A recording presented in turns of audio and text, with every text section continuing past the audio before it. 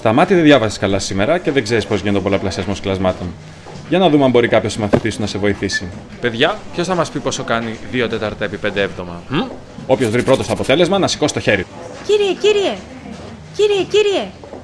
Για να μας πει η Χαρά. Όλοι κάτω από τα θρανία σας. Μα όπου βρουν αφήνει τις τσάντες, αφού έχουμε ειδικό γάτσο δίπλα στο θρανίο μας για να τις κρεμάμε εκεί. Γιατί μετακινούν τα θρανία πέρα δόθε? Δεν χωράει να βάλω ούτε το κεφάλι μου από κάτω.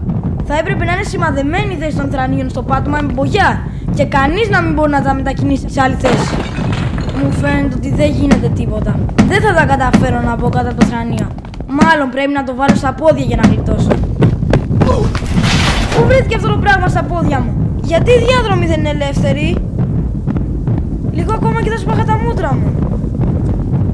Ποτέ δεν μου πέρασε από το μυαλό ότι είναι τόσο επικίνδυνο να τρέχει κανείς την ώρα που κάνει σεισμό. Καλύτερα να σταματήσω και να κοιτάξω πώς να προστατευτώ πρόχειρα. Τώρα έγινα και λοκατζής. Αλλά τι να κάνουμε, από το τίποτα, κάτι είναι κι αυτό. Η στρίμωγμα είναι αυτό. Εγώ φταίω που έχω κάνει το θρανίο μου σαν αποθήκη. Ουφ, φτηνά τη γλίτωσα. Βγείτε όλοι από τα θρανία σας και κοιτάξτε να δείτε αν είστε καλά. Τώρα θα βγείτε γρήγορα από την τάξη. Ο ένας πίσω από τον άλλον και θα πάτε προς το προαύλιο. Βάλτε στα κεφάλια σας τις τσάντες για περισσότερη προστασία. Μη στριμώγνεστε. Δεν θέλω ούτε φωνές ούτε πανικό. Θα σας οδηγώ εγώ. Μη φοβάστε. Εμπρός! Πάμε! Είπα ο ένας πίσω από τον άλλον. Όχι μπουλούκι.